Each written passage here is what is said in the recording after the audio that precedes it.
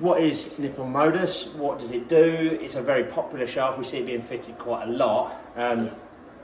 What's so good about it, John?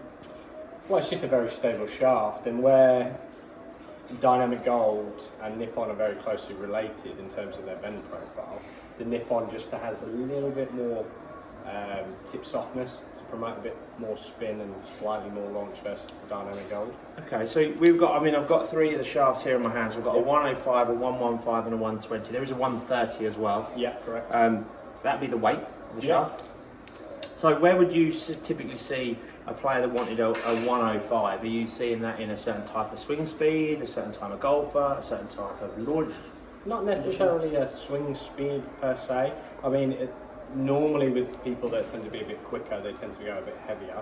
The reason behind that is they can just feel where the club is. So it's very relatable to timing more so than it is to desired launch. Okay, so you're basing when you're fitting at the moment for a set of irons, when you get to that level of detail in the shaft, you're doing that to the feel of the player. So I guess there's a constant questioning of what the player's feeling, the feedback that's playing. Does that vary depending on how good or bad the player may be, shall we say?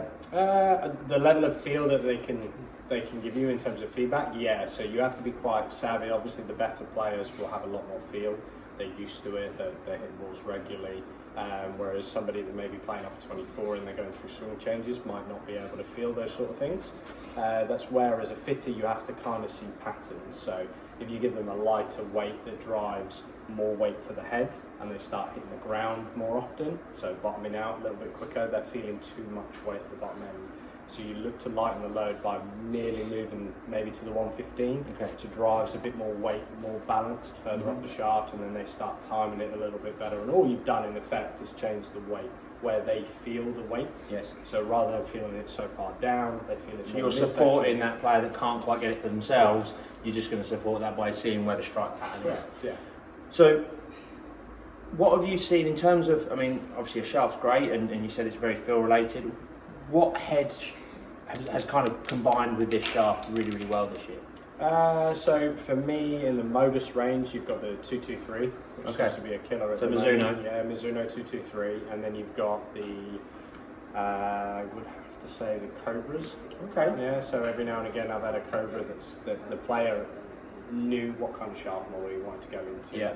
So he's asked for the Cobra CB in a Nippon. And that performs quite nicely. In terms of performance, what have you seen from that? Is it excess in ball speed, or just the fact that the player likes the feel of that combination with the head? Likes the feel, and it gives him the sort of the feeling of impact, where the head squares up and the timing feels right and the weight feels right. And it's interesting that you said a minute ago, you mentioned that there's not too much difference between this and the DG equivalents, the Dynamic Gold equivalents. Yeah. So what would kind of get you from Dynamic Gold into this, or away from this? Would it be, again, is it just feel, or is it something to do with what the club head can do?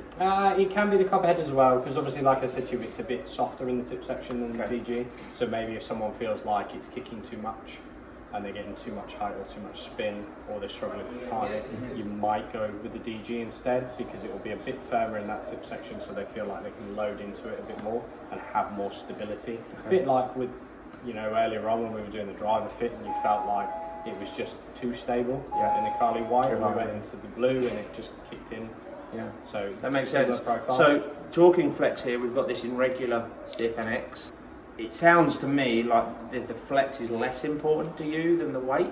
Yes, it would be, because what I tend to see is, I'll give you a prime example. Sometimes you can go off swing speed, and you should always go off swing speed as your first point, but you've got to also take the player into account and how they load the shaft. So earlier today I had a guy that was 6'6", swinging it at 75 miles an hour. He's a big guy, big levers. Yeah. So even though his swing speed is low, that first transition puts a lot of torque into that shaft, and then it kicks out too early, so he's bottoming out. We changed it up, went into the DG 105 stiff instead, and he's just timing it straight away, immediate changes in that. So so picking this shaft, we often see consumers come into the studios, and you go, really being deliberate in the type of shaft that they want. I want a Project X, I want Nippon Modus, I want Neo Green, whatever it may be.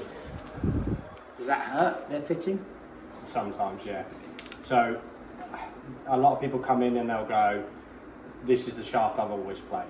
I've always been a great player with this shaft. Have you ever tried any other shaft? No. You kind of prerequisite into your brain that no other shaft will feel as good, so it can affect the performance because you just don't. Again, related to the feel, I guess. Yeah, correct. He's expecting a good feel out of a Nippon. He's not out of the dynamic dog, for example.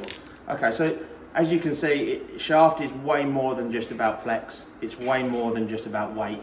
It's definitely taken into account the player's feel. And I think when you come for a fitting, it's really, really important that, and listening to you there, John, it's really important that you kind of come with an open mind.